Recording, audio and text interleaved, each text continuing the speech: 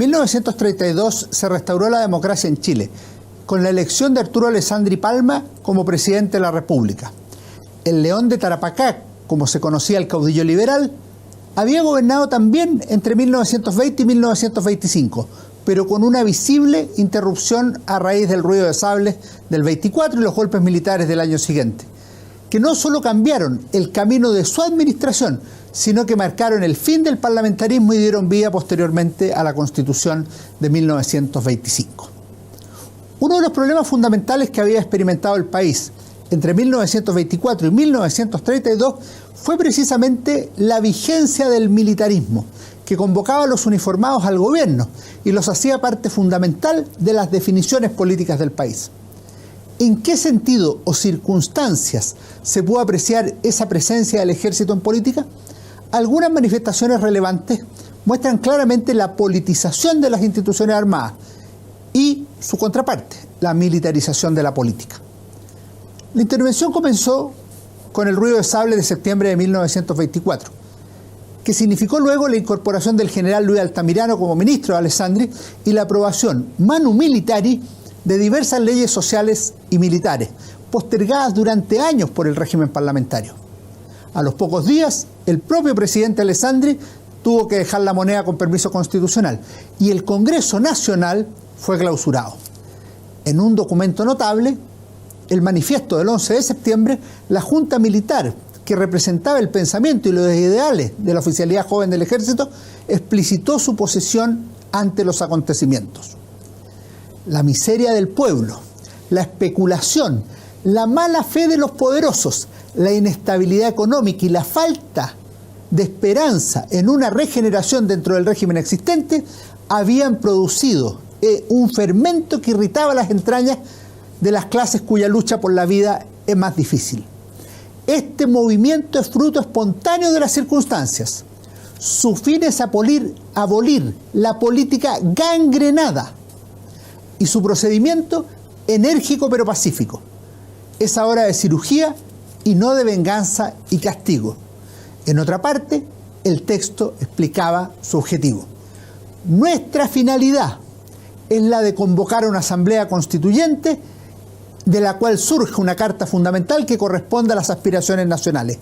Creada la nueva Constitución, ha de procederse a la elección de poderes públicos, sobre registros hechos por inscripción libre y amplia.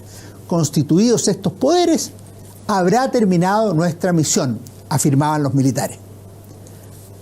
Pese a que surgió entonces una junta de gobierno integrada por uniformados, los generales Luis Altamirano, Juan Pablo Bennett y el vicealmirante Francisco Neff, pronto la juventud militar se vio desilusionada y se levantó nuevamente el 23 de enero, bajo el liderazgo de Ibáñez, precipitando un nuevo cambio de gobierno a comienzos de 1925. El momento y el objetivo ahora serían distintos. Bajo la presidencia de Emilio Bello Codesio, un balmacedista de larga trayectoria, una nueva junta solicitó ahora el regreso de Arturo Alessandri a la moneda, quien a su vez pidió que los militares volvieran a sus cuarteles y una asamblea que estudiara la nueva Constitución. El regreso de Alessandri a Chile fue apoteósico en marzo de ese mismo año. Miles de compatriotas lo esperaban y vitoreaban, recordando al caudillo popular que era. Sin embargo, para entonces la política había cambiado en un aspecto principal. La Junta de enero de 1925 designó a Carlos Ibáñez del Campo, líder de los militares, como ministro de guerra, cargo que mantuvo cuando Arturo Alessandri regresó al país. En la práctica, Ibáñez se había convertido en el hombre indispensable, no se podía prescindir de él, como se mostraría meses después, cuando decidió permanecer en el gobierno, pese a que el León de Tarapacá le había pedido la renuncia a todos sus ministros. Pero finalmente fue el propio Alessandri quien se debió marchar. Paralelamente, la discusión constitucional adoptó una fórmula distinta a la prevista, en septiembre y en enero con Alessandri. Y tuvo una intervención militar específica. El estudio no lo hizo la prometida Asamblea Constituyente, sino una comisión consultiva, pluripartidista, pero designada por el propio Alessandri.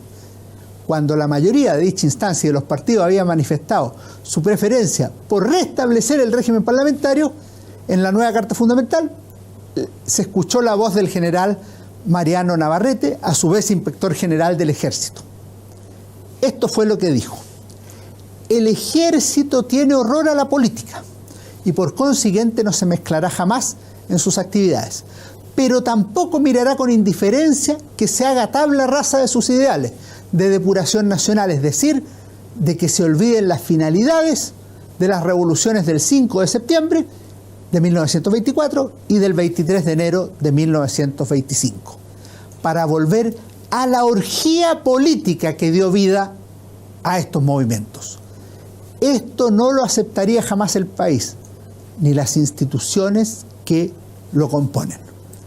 Al día siguiente, según afirma el propio Navarrete en sus memorias, Alessandri le agradeció porque gracias a él se había logrado establecer un régimen presidencial en Chile. Era el peso histórico y ciertamente también político de la Fuerza Armada. Con la nueva Constitución hubo un breve gobierno de Emiliano Figueroa Larraín, elegido presidente de la República a fines de 1925, pero cuyo carácter parlamentarista lo dejaría pronto a la deriva. Figueroa mantuvo a Carlos Ibáñez como ministro de Guerra y tras una serie de problemas institucionales, asumió como ministro del Interior, finalmente como vicepresidente de la República, cuando asumió una candidatura presidencial ante la renuncia de Figueroa.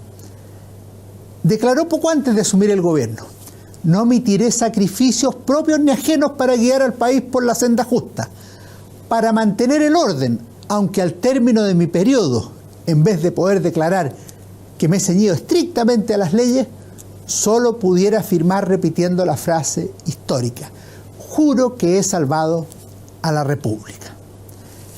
Enrique Brand, en este excelente libro sobre Carlos Ibáñez del Campo, El camino al poder de un caudillo revolucionario, sostiene que esto fue lo que permitió llevar la revolución ibañista a hacerse realidad, es decir, llegar a la moneda y obtener ciertos logros entre 1927 y 1931, como logró apreciarse en diversos ámbitos de la vida pública. Ibáñez, elegido gobernante casi sin competencia, comenzó con logros en su administración, pero luego se vio afectado gravemente por la crisis internacional de 1929. La oposición no dejó de conspirar en su contra, si bien contaba con cierto apoyo popular y del ejército. Bajo su administración creció el aparato estatal y también el paraestatal, pero finalmente el régimen colapsó, con protestas que se extendieron en 1931. Pese al indiscutido liderazgo dentro del ejército, por ejemplo, el gobernante decidió renunciar, señalando, entre otras razones para la adopción de esa medida, que no deseaba que se repitieran derramamientos de sangre, siguiendo con ello la fórmula de Alessandri el 24 y de Bernardo Higgins un siglo antes. Contra lo que se esperaba, la caída de Ibáñez no significó la restauración inmediata del gobierno civil, ni tampoco la continuidad de las instituciones republicanas. Por el contrario, se inició un periodo relativamente breve de 1 año y medio de anarquía, de gobierno de facto y de aguda crisis política, además de un paralelo de problemas económicos y sociales. En ese tiempo gobernó el presidente del Senado, Pedro Paso Letelier, luego Juan Esteban Montero, presidente elegido que apenas duró unos meses en la moneda, luego una junta de gobierno que instauró la República Socialista, famosa en su momento, tras ella una nueva junta durante la cual Ibáñez regresó al país y muchos previeron que volvería a gobernar. Carlos Dávila asumió pronto como presidente provisional, bajo cuya breve administración se decretó el famoso decreto, valga la redundancia, Ley 520, la obra más duradera de esa administración, que creó el Comisariato General de Subsistencia y Precios, que sería decisivo al finalizar el periodo durante el gobierno de la Unidad Popular. En septiembre de 1932 se produjo una situación aparentemente paradójica. Asumió como vicepresidente el general Bartolomé Blanch, pero en un contexto de un movimiento civilista en Chile. Por lo mismo, luego asumiría el presidente de la Corte Suprema, Abraham Ollanedel, aunque fuera solo para convocar a elecciones presidenciales, en las cuales triunfó, como comenzamos diciendo, Arturo Alessandri Palma con la mayoría absoluta de los votos. En esta ocasión, las cosas serían muy distintas a su primera administración y Alessandri culminaría efectivamente sus 6 años en la moneda, ciertamente con muchos problemas en el camino, como solía ocurrir, iniciando una larga etapa democrática en Chile que se extendería por 4 décadas, hasta 1973. Esto parecía impensable solo unos meses antes, en medio de la anarquía.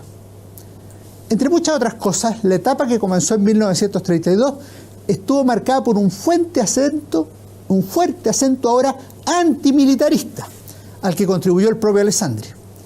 Sin embargo, el ambiente no solo estaba en las élites, sino que había un cierto ambiente social que se manifestaba contra los uniformados, a quienes culpaban de los sucesos políticos y de la situación social en la que se encontraba Chile desde 1924, como antes culpaban por lo demás al parlamentarismo. Los uniformados debían andar con cuidado en las calles y en otros lugares, por cuanto eran atacados e incluso golpeados por grupos de civiles molestos por la historia reciente del país.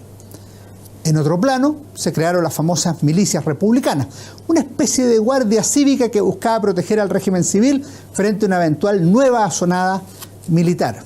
Alessandri distinguió a estas milicias con su apoyo, recibiendo de vuelta el respaldo de los milicianos, ciertamente provocando la preocupación del ejército.